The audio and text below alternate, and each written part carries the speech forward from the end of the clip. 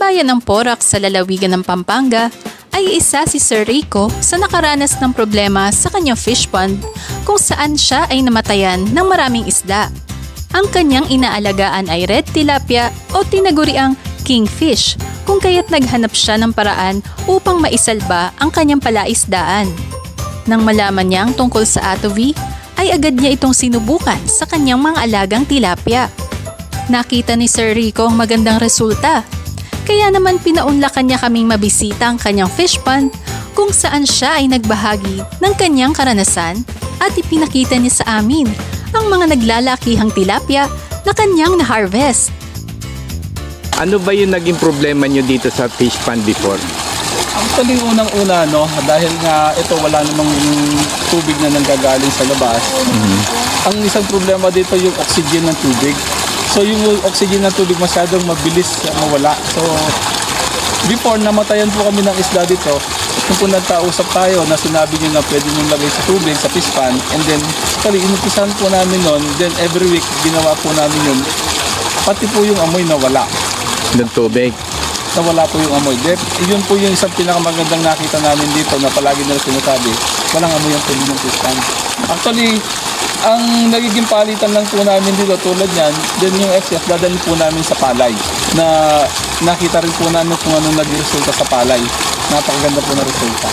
Ngayon na magpapakain si Carico, makikita natin yung mga isda kung gaano kalalaki ito. Red tilapia to no? Opo, ito po yung tawag din ng kingfish. Kingfish, okay. Opo. Or golden tilapia. Yan.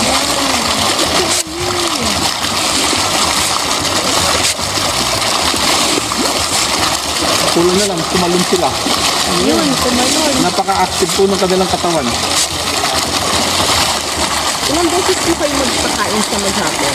2 beses lang. Ang pinakamaganda rito, simula nang mag-umpisa kami dito, isang timbalang. Umaga sa hapon, hindi kami nagdagdag. So nakasipit po kayo sa pakain? Malaking tipid kasi yung pinakalumot sa baba na rin ang kinakain nila. Yung sinabi ko sa inyo na Oo. yung mga natural food nila, yung mga algae, planktons, Oo. nag-generate, nakita Oo. nyo yun. Okay.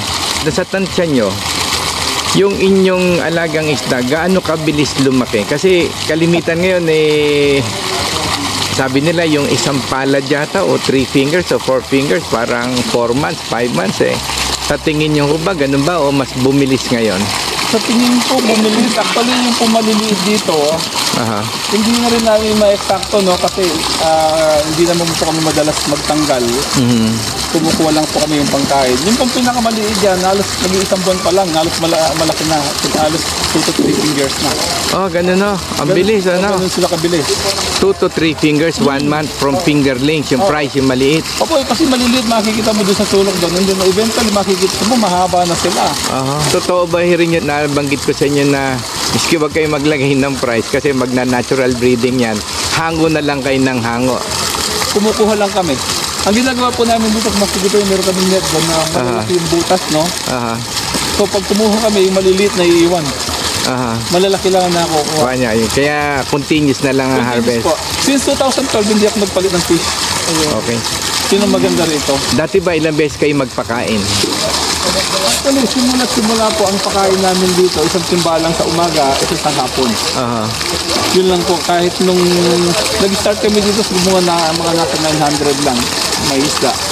Nung una pa nga po, naglagay ako dito ng aerator na di kuryente. So, isang gastos pa rin po yun, dagdag gastos po yun.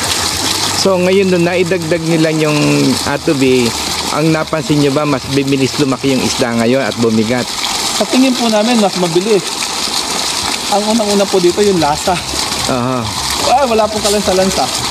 Actually, kumuha nga po kami kahapon para ulam. Yung lasa talaga iba. Iba. Nandun po yung manamis-namis na lasa nila. Masusubukan po natin mamaya, magluluto po tayo.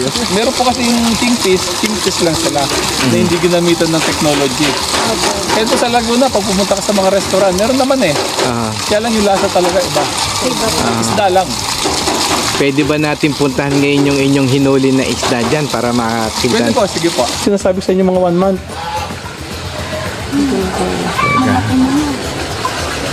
Ito yung 1 month nyo. Oo. Kasi laki na ng binibenta. Halos kasing laki na ho ng binebenta. Oo. Ngayon. Yan po yung 1 month. Tapos itong malalaki na to, ito. Pag sa ilalim, parang maliit sila, no? Pero pag kinuha, malalaki. Kunan nga ho natin actual yung hinangon nyo kanina. Ito ho yung sinasabi nilang special. Ito ho, titingnan natin, ano? Ayan. Ayan ho. Wala tayong i-quantify. Dangkalin ho kaya natin kung ilan dangkal. Metros, oo. Mahaba. 1.1 kilo? Tapos ang ano ho niya ay 1.1. Pero metros, para maano na. May food niya, pati nasa 1. Kasama Pati yung buntot. hanggang buntot po. More than 10. Ayan. Kasama yung buntot ko yan. Nasa 14. 14. 14 inches. Or 15. Pati Ayan. buntot. O, ayan. Hanggang buntot, mga 15 inches. So, ito ho. Tapos tingnan natin yung isang mga approximately 2 months. Ito. Ay, yung metro ho natin, ilang inches kaya ito? Kasi metros. Almost 200. 2 months na yan. Nasa 10 na. Yan, nasa 10 inches more or less. Ito na mga approximately 2 months. Tapos ang weight niya is ilan? Halos kalahating kilo. Halos kalahating kilo. Ayan, no? Ito yung kanilang golden tilapia. Ayan. Ito average na mga 2 months to eh. Ayan. Mas pinagaan at enjoyable ang pag-aalaga ng tilapia, maliit man o malaki ang inyong fish pond, lalo na at katuwang ang ATOV. Masisigurong mas malalaki at mabibigat ang maiha-harvest na isda sa mas maikling panahon ng pag-aalaga. Siguradong babalik-balikan dahil sa taglay nitong masarap na lasa, malinis pa at hindi malansa, kaya naman ligtas kainin ng bawat pamilya.